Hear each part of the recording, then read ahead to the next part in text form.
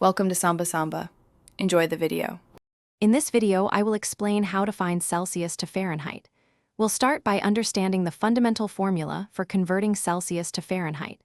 It's quite straightforward. You multiply the Celsius temperature by 9/5 or 1.8 and then add 32. This simple two-step process allows you to accurately translate temperatures between these two common scales. Let's dive into an example to see it in action. Let's walk through an example to solidify your understanding. Imagine you have 20 degrees Celsius. First, multiply 20 by 9/5 or 1.8, which gives you 36. Next, add 32 to that 36. So, 20 degrees Celsius converts to 68 degrees Fahrenheit. It's a simple two-step calculation that you can apply to any Celsius value.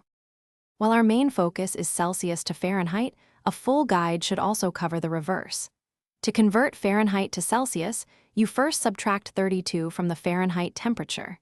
Then, you multiply that result by 5/9. For instance, if you have 68 degrees Fahrenheit, subtracting 32 gives you 36. Multiplying 36 by 5/9 yields 20 degrees Celsius. Here are a few quick tips to help you remember.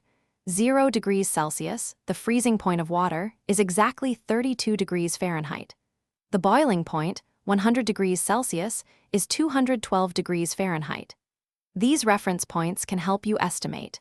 With a little practice, converting between Celsius and Fahrenheit will become second nature, making temperature understanding much easier. Thanks for watching. Consider subscribing if we helped you.